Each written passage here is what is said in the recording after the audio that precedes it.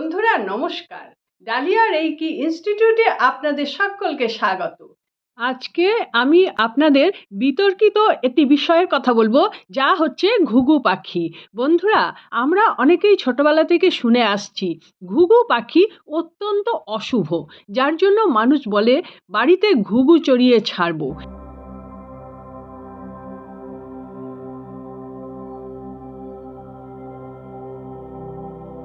এর একটা inner meaning আছে, মানে একদম পরিত্যক্ত বাড়ি যেখানে মানুষজন থাকে না, সেখানে ঘুঘু চড়ে বেড়ায়, এইটা মানে হচ্ছে।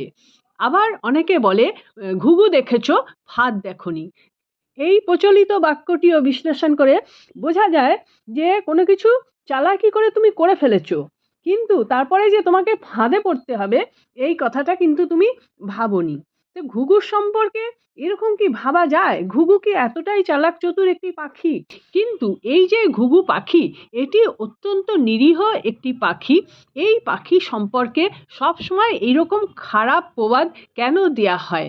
পাখিটি ভাগ্যিস বুঝতে পারে না তার সম্বন্ধে কি বলা হচ্ছে। অনেকে আবার পাখিকে দানা খেতে দিয়ে যদি দেখে ঘুঘু পাখি এসে গেছে, তাহলে কিন্তু তাকে তাড়িয়ে দেয়া হয়, কারণ তারা জানে এই ঘুঘু পাখি যদি বাড়িতে কোনো রকমে এসে পড়ে তাহলে বাড়িতে অকল্যাণ হবে, শুভ জিনিস থাকবে না, মানে ঘুঘু পাখি অশুভ। এটা কিন্তু বেশিরভাগ মানুষের ধারণা আছে। ঘুঘু পাখি যদি কারো বাড়িতে বা কার্নিশে বা চিলেকোঠার ঘরে বাসা বাঁধে, তাহলে কিন্তু দেখতে পেলেই ভেঙে দেয়। অনেকেই আছে ভেঙে দেয়, খুব কম মানুষ আছে যারা এটাকে মেনে নিয়েছে পজিটিভ হিসেবে। কিন্তু এখন আপনাদের সবাইকে পজিটিভ হিসেবে মানতে হবে, কারণ হচ্ছে কি ঘুঘু পাখি হচ্ছে মা লক্ষ্মীর অত্যন্ত প্রিয় একটি পাখি। জানবেন, যার বাড়িতে ঘুঘু আসে তার বাড়িতে মা লক্ষ্মী অধিষ্ঠান করে। যার বাড়িতে ঘুঘু তাড়িয়ে দেওয়া হয়, মা লক্ষ্মী কিন্তু তার বাড়ি থেকে বিদায় নেন। এই কথাটা আপনারা কিন্তু এই ভিডিও থেকে জেনে নিন। ঘুঘু পাখিকে কখনো তাড়াবেন না, এটা ভীষণ অন্যায় কাজ হবে। আর ঘুঘুর বাসা ভেঙে দেওয়া, সে তো সাংঘাতিক অপরাধের মধ্যে পড়ে। শুধু ঘুঘু নয়, যে কোনো প্রাণীর বাসা ভেঙে দেওয়া সাংঘাতিক অপরাধ। কারণ কি, তাদের বাসাটা, তাদের ভালোবাসার বাসা তিল তিল করে তারা প্রচণ্ড পরিশ্রম করে তৈরি করে, আর সেইটাকে নিমেষের মধ্যে যখন ভেঙে দেয়া হয়, তার যে অভিশাপ, অভিশাপ কিন্তু লাগে বন্ধুরা। অনেকেই বলেন আমার কোনো টোটকা করে কিছু হয় না, এটা করে হচ্ছে না, ওটা করে হচ্ছে না, কিছুতেই কিছু হচ্ছে না।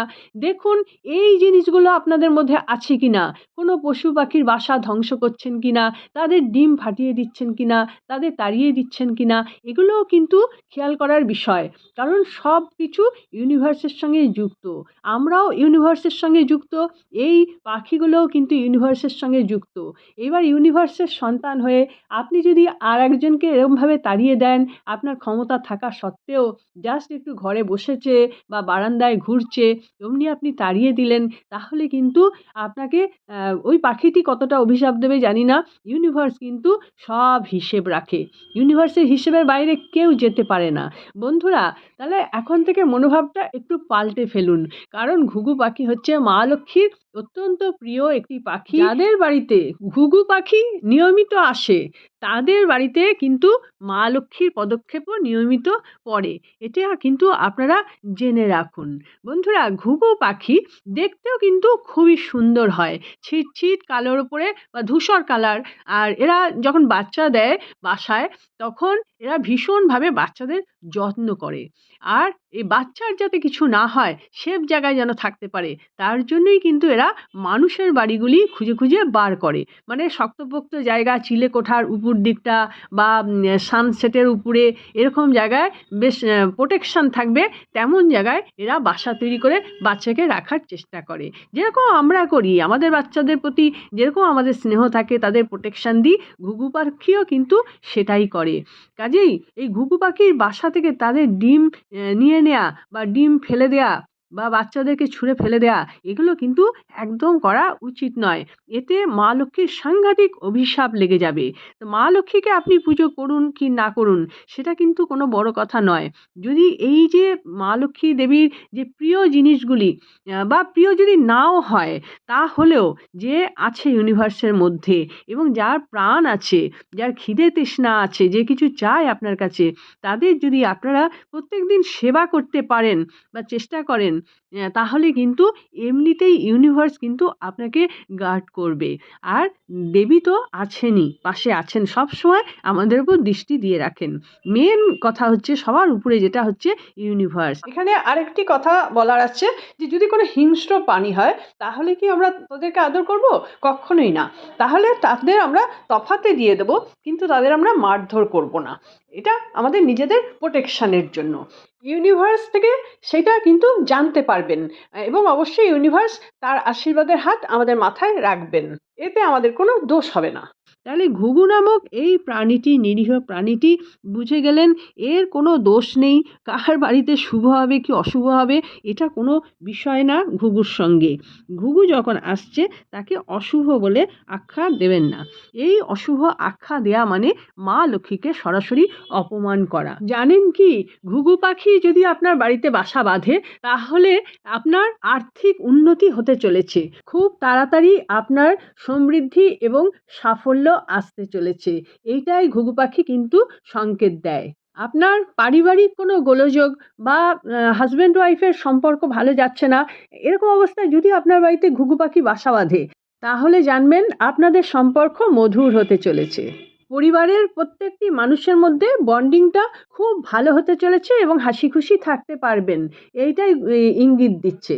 আর শাস্ত্রমতে বলা হয় সমস্ত দেব দেবীর বাহনই হচ্ছে কোনো না কোনো পাখি বা পশু। কাজেই নেচারের সঙ্গে আমাদের আলাদা করলে হবে না।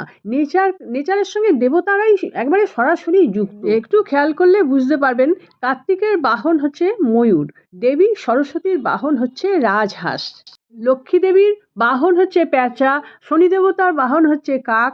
এইরকম বিভিন্ন দেবদেবীর বাহন কিন্তু বেশিরভাগ পশু পাখিরা। এই ঘুঘু তেমনি মা লক্ষ্মীর আর বাহন না হলেও মা লক্ষ্মীর অত্যন্ত প্রিয় একটি পাখি। সেই কারণেই ঘুঘু পাখিকে কখনো তাড়িয়ে দেবেন না বা মারবেন না, সেটা কিন্তু আপনার নিজের জন্যই ক্ষতি।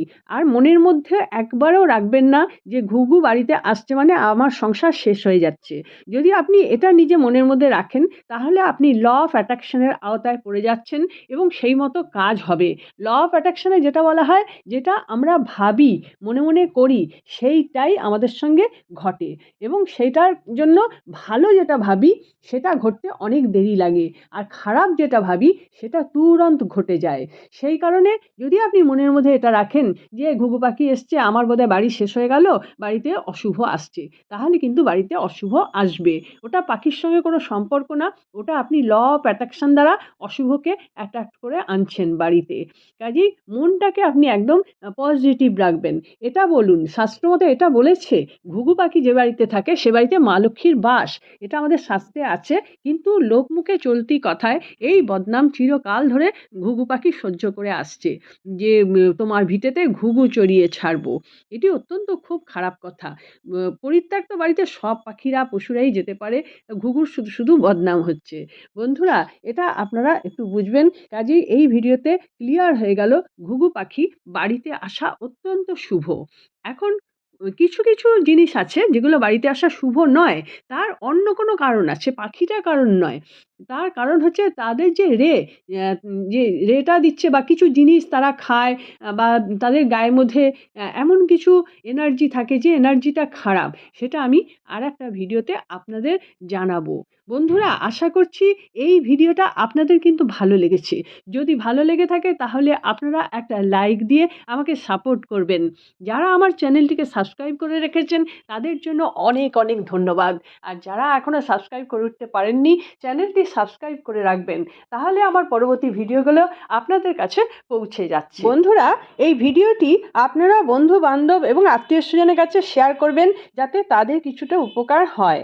বন্ধুরা, আপনারা রেইকি বা স্পিরিচুয়াল হিলিং যদি শিখতে চান, আমি যে সাবজেক্টগুলি শেখাই ডেসক্রিপশন বক্সে আছে, তাহলে আপনারা আমার সঙ্গে যোগাযোগ করতে পারেন। আমি অনলাইন এবং অফলাইন দুরকমভাবেই শেখাই, তবে অফলাইনে শেখাতে বেশি পছন্দ করি। বন্ধুরা, আশা করছি আপনারা সকলে খুব ভালো থাকুন, আনন্দে থাকুন, সুস্থ থাকুন এবং হাসি মুখে থাকুন।